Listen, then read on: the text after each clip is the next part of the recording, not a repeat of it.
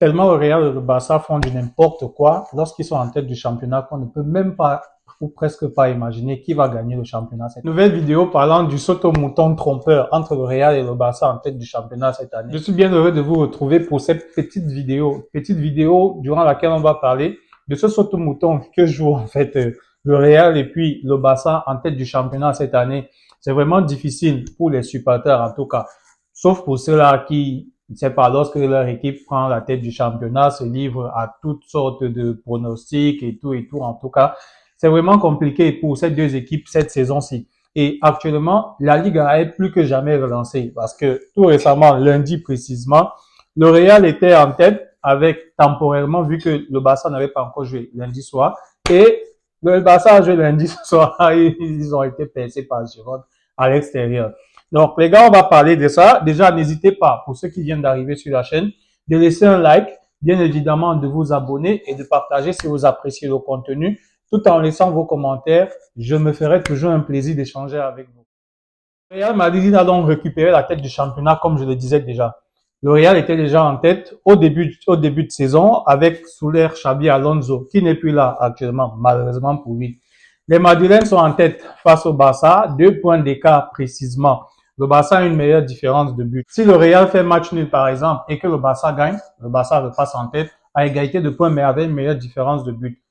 Ainsi de suite. Alors, comme je le disais déjà à l'entame par exemple, moi je suis pas de ces supporters en fait qui ont une euphorie en fait, l'euphorie qui monte très vite parce que leur équipe est en tête et par exemple il y a 3 points, 4 points ou bien voire même 5 points d'écart entre les deux et directement on se laisse aller à toutes sortes de pronostics, toutes sortes de commentaires, de moqueries, de railleries sur les réseaux sociaux.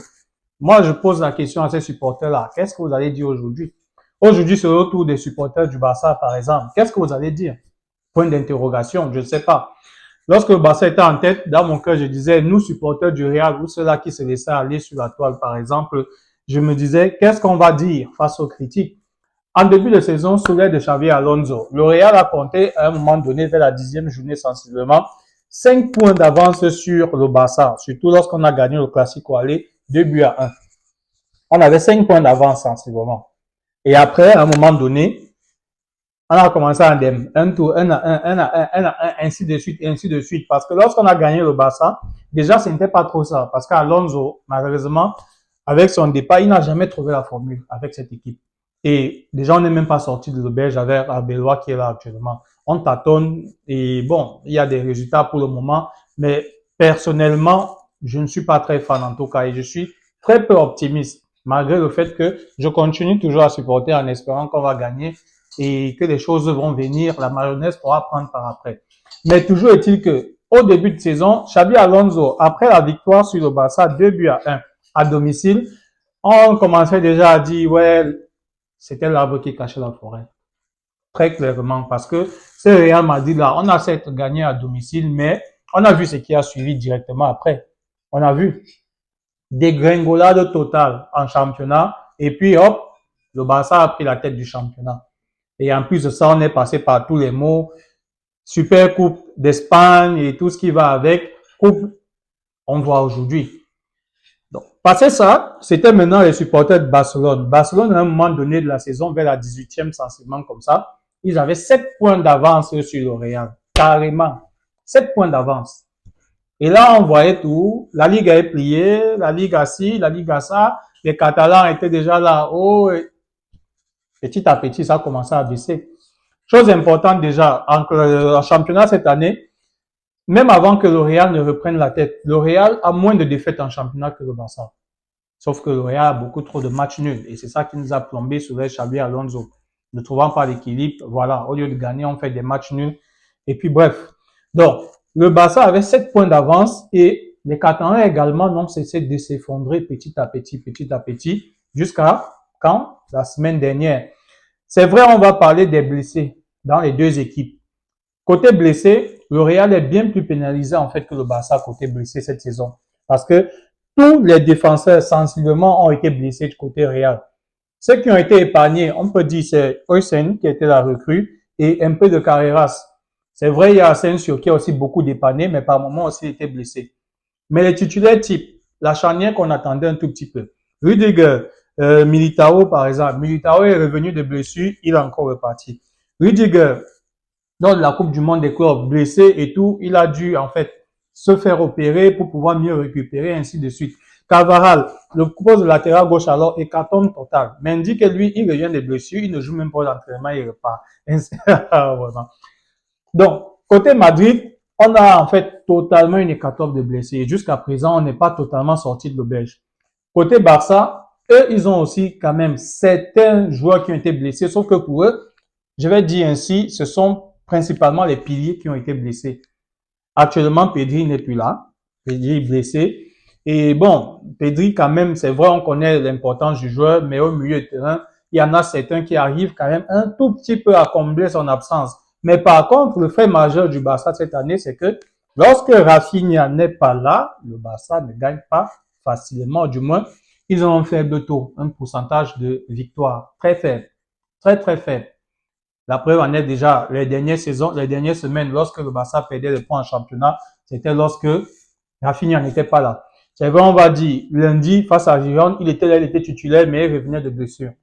Personnellement, avec la sortie de Rafinha, le match que je regardais lundi à l'heure de jeu, si Rafinha avait fini le match, par exemple, je pense que le Barça allait marquer. Avant que Girona ne perce ainsi, je pense que le Barça allait marquer, par exemple.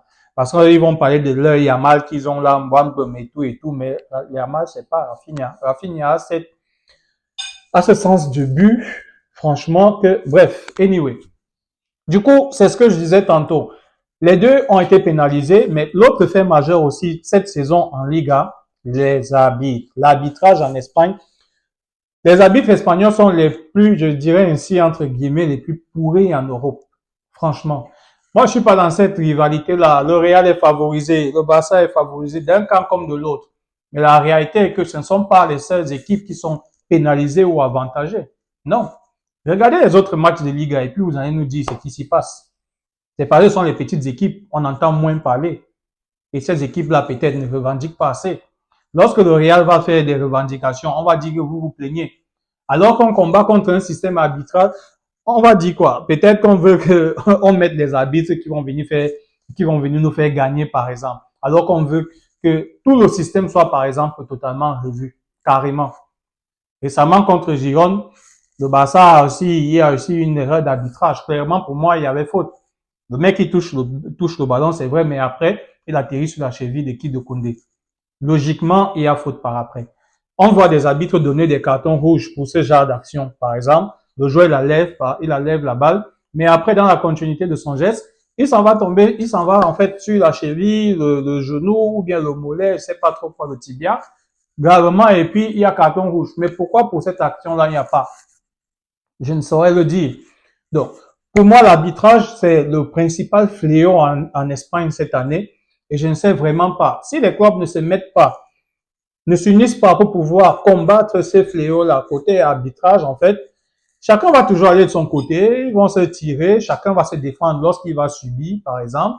Et voilà. Et c'est qui va gagner? C'est Tebas qui gagne derrière. Parce que lorsqu'il y a la division, c'est clair que lui, il ne va pas grandement essayer de faire bouger les lignes. Donc, aussi simple que ça.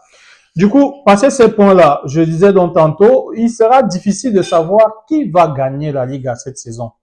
Très sincèrement, parce que si ces deux grandes équipes-là, en fait, ne se ressaisissent pas franchement jusqu'à la fin des saisons, ce sera compliqué. Parce que le Real est en tête actuellement. Moi, en tant que supporter, même si on prend 5-6 points d'avance actuellement sur le Barça, je serais pas totalement rassuré en voyant en fait le temps passer. Pas du tout.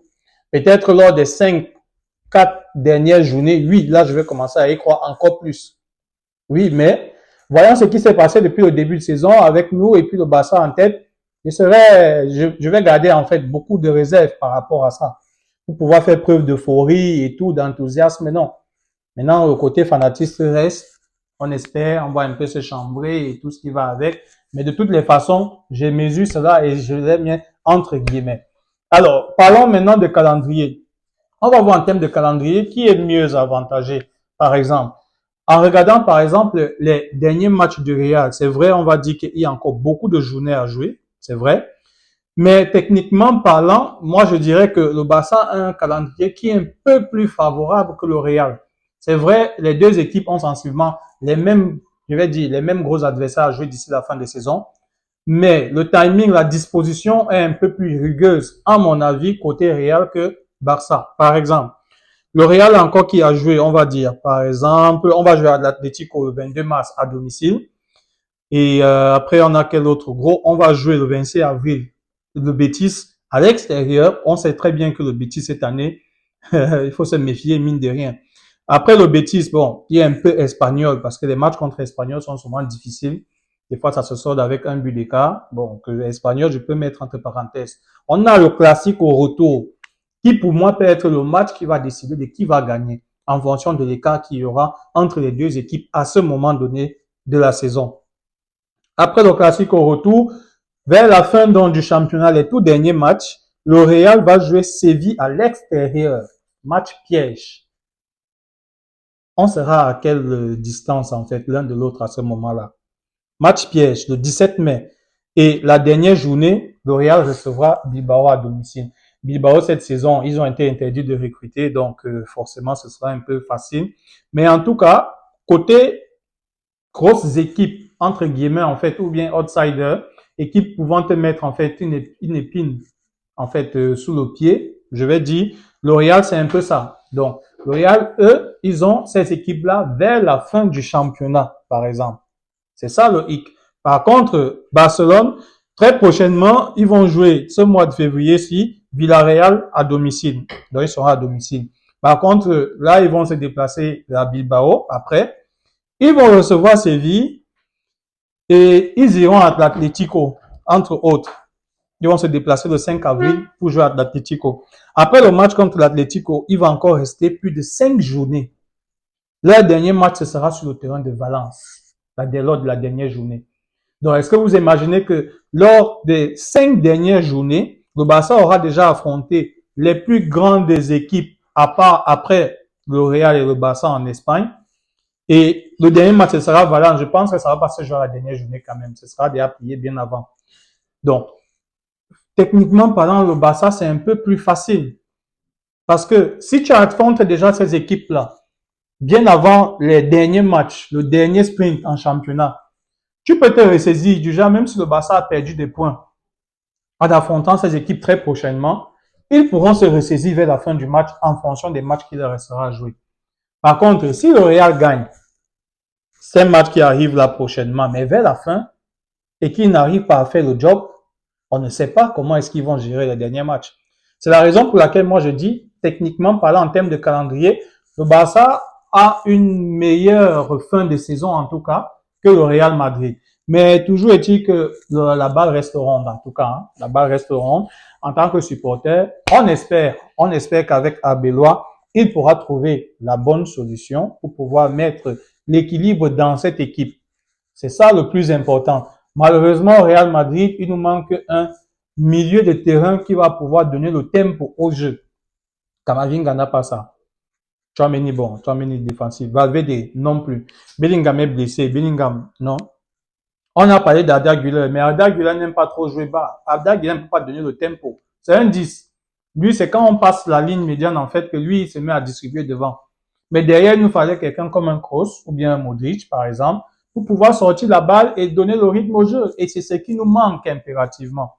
C'est ce qui nous manque. Hormis cela aussi, on a parlé de l'équilibre. Parce que lorsque Vinicius et Mbappé jouent ensemble en pointe, c'est difficile.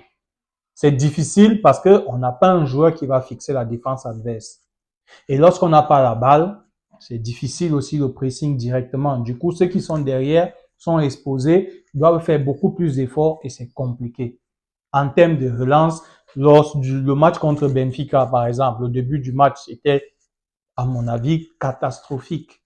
On se faisait presser. Camavinga se faisait prendre à chaque fin, jeu de corps et tout. Il est à passer, il a bu le dribble. Oh, non, moi, je t'ai dépassé.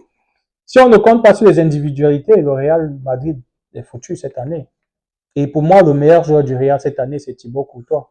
Clairement, c'est vrai, Mbappé marque les buts, oui. Il nous fait peut-être gagner, mais celui qui nous fait, qui évite qu'on perde, c'est Thibaut Courtois derrière. C'est Thibaut Courtois.